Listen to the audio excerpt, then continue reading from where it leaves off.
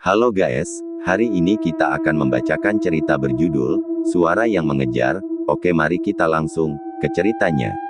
Aku duduk di bangku taman kayu yang sudah lapuk. Hawa dingin malam itu bukan sekadar dingin biasa, melainkan menusuk hingga ke sumsum tulang, seolah merayap perlahan melalui jaket tipis yang kupakai. Jam tanganku, sebuah arloji analog tua pemberian almarhum ayah, menunjukkan pukul 11 malam tepat. 1 jam lagi sebelum jadwal ronda malam kami dimulai. Biasanya, aku menikmati momen hening sebelum patroli, tetapi entah kenapa, malam ini terasa berbeda. Sunyi yang menyelimuti kampung ini bukan sunyi yang menenangkan, melainkan sunyi yang menyesak, sunyi yang terasa salah. Biasanya, orkestra malam terdengar jelas, jangkrik bernyanyi, katak bersahutan dari selokan, dan yang paling khas, salak-salakan anjing tetangga yang seolah tak pernah berhenti memperdebatkan sesuatu. Tapi malam ini, semuanya menghilang. Tidak ada suara serangga, tidak ada kodok, bahkan anjing-anjing itu seolah-olah lenyap di telan bumi. Hanya ada desau angin yang sesekali menyapu daun-daun kering, terdengar seperti bisikan-bisikan halus yang tak bisa kupahami. Aku menarik napas dalam, uapnya membentuk kabut putih di udara yang beku. Pikiranku melayang kepada secangkir kopi hangat dan kasur yang nyaman, berharap jadwal ronda malam ini dibatalkan. Tiba-tiba, getar ponsel di saku jaketku menyentak lamunanku. Layar ponsel menyala, memecah kegelapan dengan cahaya yang menyilaukan. Itu sebuah pesan dari Pak RT. Tolong, kalian bertiga segera kumpul di pos ronda. Ada kejadian aneh di rumah Bapak Wiji, yang paling ujung. Sudah 1 jam kami berusaha menghubunginya tapi tak ada jawaban. Aku sudah coba telepon yang lain, tidak ada yang jawab. Hanya kalian yang bisa diandalkan. Jantungku berdebar sedikit lebih kencang. Kejadian aneh. Itu bukan frasa yang biasa digunakan Pak RT, seorang pensiunan tentara yang dikenal sangat rasional dan tidak mudah panik. Tanpa pikir panjang, aku segera bangkit. Kayu bangku berderit, suaranya nyaring dan tidak pada tempatnya di kesunyian malam itu. Aku bergegas menyusuri jalan setapak yang sepi. Langkah kakiku adalah satu-satunya suara yang memecah kesunyian, terdengar sangat keras bagaikan dentuman di telingaku sendiri. Pos ronda, sebuah bangunan kecil dari kayu dengan 1 jendela dan 1 pintu, terasa seperti oasis di padang pasir kegelapan. Cahaya lampu neon putihnya yang menyilaukan menerangi area sekitarnya. Di dalam, sudah ada Fajar dan Bima. Mereka terlihat sama tegangnya denganku. Fajar, pria berotot dengan tinggi hampir 180 cm, sedang memeriksa senter besar yang selalu dibawanya. Wajahnya yang biasanya penuh dengan senyum percaya diri kini diliputi kerutan kekhawatiran. Bima, lebih pendek dan berbadan lebih berisi, duduk di bangku, jarinya mengetuk-ngetuk meja dengan ritme yang gugup. Kami bertiga telah menjadi tim ronda andalan selama bertahun-tahun, sebuah tim yang terjalin karena pengalaman-pengalaman aneh yang kerap terjadi di kampung kami. Kalian dengar pesan Pak RT? Tanya Fajar, suaranya lebih rendah dan lebih serius dari biasanya. Suaranya yang bariton biasanya menggema, tapi malam ini seperti tenggelam dalam kesunyian. Dia bilang, kejadian aneh. Itu kan bukan gaya bahasanya. Kita langsung ke sana. Tunggu, sahut Bima, mengangkat tangannya untuk menenangkan. Seperti biasa, dialah suara penengah dan perencana. Jangan terburu-buru, Jar. Mungkin Pak Wiji sudah pulang dari rumah saudaranya dan lupa mengisi ulang pulsa. Atau mungkin dia sedang tidur nyenyak. Aku sudah coba telepon juga, langsung masuk voicemail. Lebih baik kita tunggu di sini sebentar, siapa tahu dia lewat atau ada kabar lain dari Pak RT. Aku mengangguk setuju. Logika Bima selalu sulit untuk dibantah. Kami pun duduk, menunggu dengan cemas. 15 menit terasa seperti 15 jam. Setiap derit lantai, setiap hembusan angin yang sedikit lebih kencang, membuat kami tersentak dan menoleh ke jendela. Jam menunjukkan pukul 11.15 malam. Tidak ada tanda-tanda kehidupan, tidak ada telepon, tidak ada pesan. Aku rasa kita tidak bisa menunggu lebih lama, ucapku akhirnya, memecah kesunyian yang mencekik. Pesan Pak RT terdengar darurat. Fajar menghela napas. Iya, aku juga merasa tidak enak. Ayo kita pergi. Hati-hati saja. Kami berangkat. Senter Fajar menyapu jalan di depan kami, membentuk siluet-siluet panjang dan aneh dari pepohonan dan tiang listrik. Jarak 200 meter ke rumah Pak Wiji, yang biasanya ditempuh dalam 2 menit, terasa seperti perjalanan sepanjang 1000 kilometer. Suasana semakin mencekam, udara dingin semakin menjadi, seolah ada sesuatu yang menghisap semua kehangatan dari dunia. Tiba-tiba, sekitar separuh jalan, ponselku bergetar lagi. Getarannya terasa seperti sengatan listrik di pinggangku. Aku segera menghentikan langkah, diikuti oleh Fajar dan Bima. Dengan jari yang sedikit gemetar, aku mengeluarkan ponsel. Lagi-lagi dari Pak RT. Isinya membuat darahku membeku. Jangan pergi ke sana. Aku ulangi, jangan pergi ke sana. Balik sekarang. Ada yang salah. Balik. Tulisan kapital semua. Penuh kepanikan. Ada apa ini? Desis Bima, wajahnya yang biasanya kalem kini pucat pasi, matanya membelalak membaca pesan itu. Fajar, yang biasanya paling berani, kali ini terlihat ragu. Napasnya terdengar berat. Kita balik saja, ucapnya, suaranya serak. Aku punya firasat buruk. Firasat yang sangat buruk. Tapi, kita sudah janji untuk membantu, bantahku, meski rasa takut juga mulai menggerogotiku. Bagaimana dengan Pak Wiji? Pesan Pak RT jelas, kata Fajar, matanya tidak mau menatapku, malah menyisir kegelapan di sekeliling kami. Dia bilang ada yang salah. Kita tidak tahu apa yang kita hadapi. Kami terdiam sejenak, 3 orang pria dewasa yang terhenti di tengah jalan, diterpa angin dingin yang semakin menjadi. Akhirnya, setelah pertimbangan singkat yang terasa sangat lama, kami memutuskan untuk menuruti peringatan itu. Ayo, kembali, bisik Bima. Kami berbalik arah.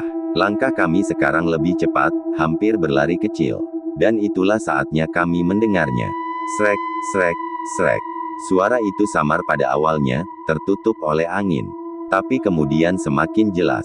Itu bukan suara hewan, bukan juga suara daun.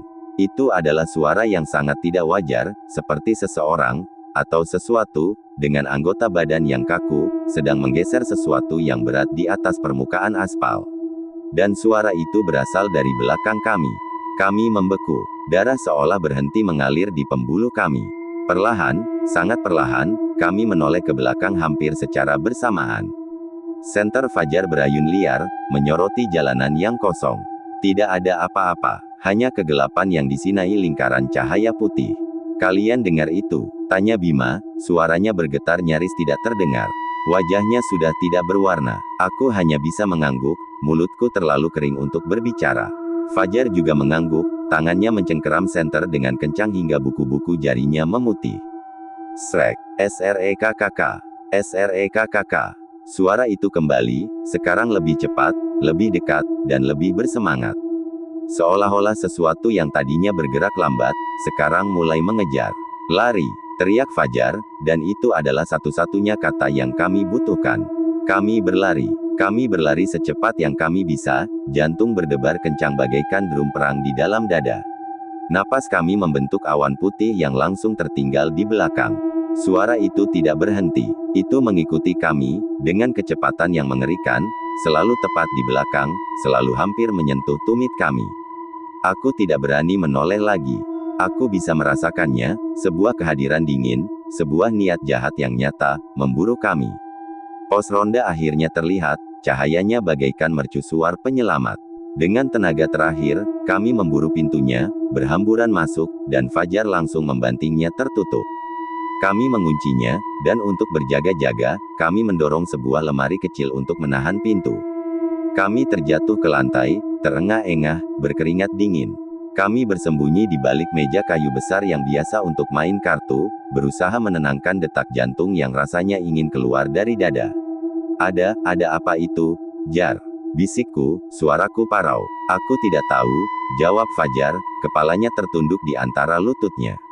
Aku tidak pernah mendengar suara seperti itu. Kami terdiam, hanya suara napas kami yang tersengal-sengal yang memenuhi ruangan kecil itu.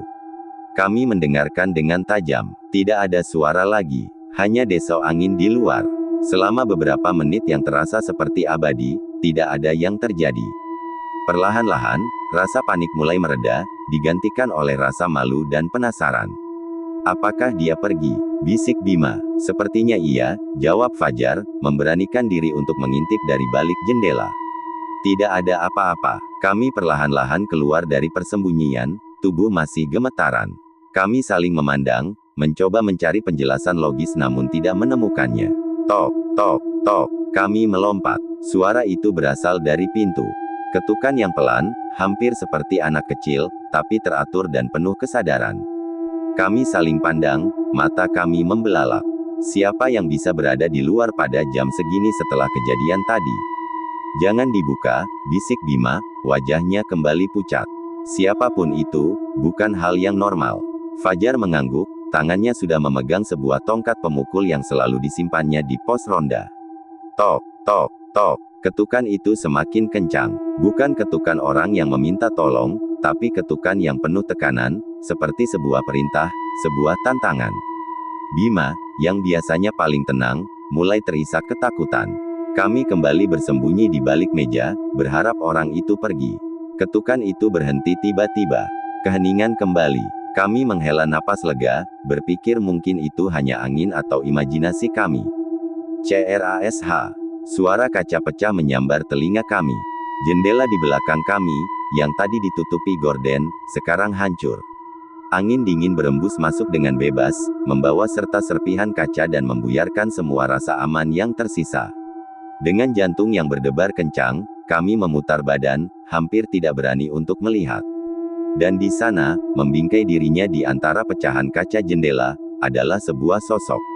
Tingginya sekitar 2 meter, membuatnya harus membungkuk untuk melihat ke dalam. Seluruh tubuhnya tertutup oleh jubah atau tudung berwarna hitam pekat, lebih gelap dari malam di sekelilingnya. Tidak ada 1 inci pun kulit yang terlihat. Wajahnya tersembunyi dalam bayangan tudung itu, tapi dari dalam kegelapan itu, kami bisa merasakan sebuah tatapan. Tatapan yang dingin, kosong, dan penuh dengan sebuah kecerdasan yang bukan berasal dari dunia ini. Dia yang tadi mengejar kita. Bisikku, suaraku nyaris tidak keluar dari kerongkongan. Fajar dan Bima hanya bisa mengangguk pelan, tubuh mereka kaku, terpaku seperti kelinci yang disorot lampu mobil. Sosok itu tidak bergerak, hanya berdiri dan melihat. Lalu, dengan gerakan yang pelan dan tidak alami, dia mengangkat tangannya. Tangannya panjang dan kurus, jari-jarinya seperti tusuk gigi yang memanjang secara tidak wajar, berwarna pucat keabuan. Dia tidak menunjukkan telapak tangan atau kuku, jari-jarinya hanya menunjuk. Menunjuk langsung ke arah kami yang bersembunyi di balik meja. Dia tahu kita di sini, desis Fajar, ketakutan. Dia mau apa? Bisikku. Tidak ada jawaban. Kami hanya bisa diam, berharap ini hanya mimpi buruk. Selama beberapa detik yang terasa seperti keabadian, sosok itu hanya berdiri dan menunjuk. Lalu, tiba-tiba, tanpa suara, tanpa gerakan, dia menghilang. Begitu saja, seolah-olah dia adalah proyeksi yang dimatikan. Kami tetap diam untuk waktu yang lama, tidak percaya dengan apa yang baru saja kami saksikan. Apakah dia benar-benar pergi? Apa dia pergi? Bisik Bima, akhirnya memecah kesunyian.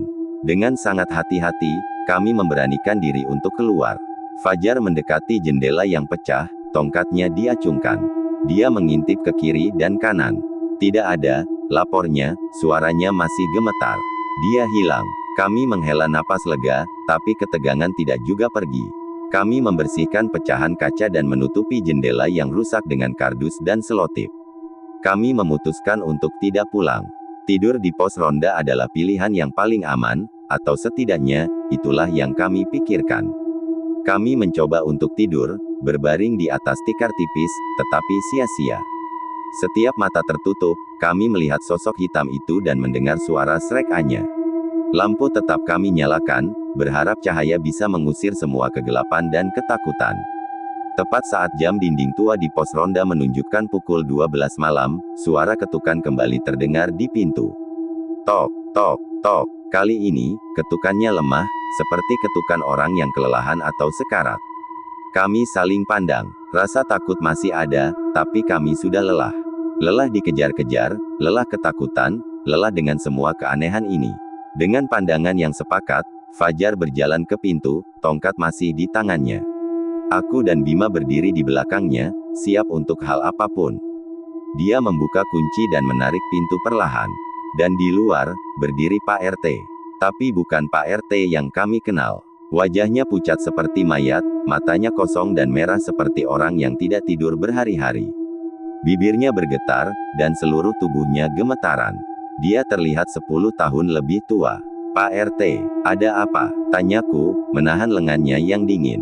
Dia tidak menjawab. Matanya, yang kosong itu, perlahan-lahan beringsut dan menunjuk ke arah ujung jalan, ke arah rumah Pak Wiji. Kami mengikuti arah telunjuknya. Dari kejauhan, dari arah rumah Pak Wiji, memancar sebuah cahaya. Bukan cahaya kuning lampu rumah atau cahaya putih senter. Ini adalah cahaya biru. Cahaya biru elektrik yang berdenyut-denyut, seperti sesuatu yang hidup, sesuatu yang tidak alami. Cahaya itu menyala terang, menerangi langit di atas rumah itu, lalu meredup, lalu menyala lagi dengan ritme yang menyesakkan. Ada apa di sana, Pak?" tanya Fajar, suaranya penuh horor. Pak RT akhirnya berbicara, suaranya parau dan bergetar, nyaris bukan suaranya. Jangan ke sana. Itu masih ada di sana." "Apa yang masih ada, Pak?" desak Bima. Pak RT hanya menggelengkan kepalanya, air mata mulai mengalir di pipinya yang kusam. Aku menyesal memanggil kalian. Kami harus melakukan sesuatu, Pak," kataku, mencoba tetap tenang. "Kita harus pergi ke sana. Untuk Pak Wiji." Dengan usaha yang sangat berat, akhirnya kami membujuk Pak RT untuk memimpin kami. Dia berjalan seperti orang linglung, kami bertiga mengelilinginya, senter kami menyoroti jalan dengan cemas. Perjalanan kali ini terasa lebih menyeramkan, dengan cahaya biru yang berdenyut-denyut di depan kami seperti mercusuar neraka. Saat kami sampai, pemandangan yang kami saksikan bukanlah sesuatu yang akan pernah bisa kami lupakan. Rumah Pak Wiji bukan lagi sebuah rumah. Itu adalah reruntuhan. Seolah-olah sebuah bom kecil atau tornado telah menyapunya. Dinding-dinding roboh, atapnya ambruk, dan perabotan hancur berkeping-keping. Di tengah-tengah semua kehancuran itu, terbaringlah tubuh Pak Wiji. Dia tergeletak di atas puing-puing, wajahnya menatap ke langit dengan ekspresi ketakutan murni yang membeku selamanya. Tidak ada luka fisik yang terlihat, tidak ada darah, seolah-olah nyawanya dicabut begitu saja oleh ketakutan itu sendiri. "Pak Wiji!" teriak Bima, suaranya pecah. Kami bergegas mendekat, tapi kami tahu sudah terlambat. Tubuhnya sudah dingin. Dia sudah meninggal. Kami terdiam, diselimuti oleh horor dan kesedihan yang mendalam. Kami menatap Pak RT, yang kini terduduk di tanah, menangis terseduh-seduh. Aku menyesal," bisiknya berulang-ulang. "Apa yang terjadi, Pak? Tolong ceritakan," pinta Fajar, berusaha keras untuk tidak berteriak. Dengan suara terputus-putus, Pak RT bercerita. Beberapa jam yang lalu, dia mendapat telepon panik dari Pak Wiji. Pak Wiji berteriak bahwa ada sesuatu di rumahnya. Dia mendengar suara srek di atap, lalu di dinding. Dia mengatakan merasa diawasi, dan bahwa sesuatu, yang hitam dan tinggi, sedang mengintipnya dari jendela. Pak RT mencoba menenangkannya dan berjanji akan memanggil bantuan.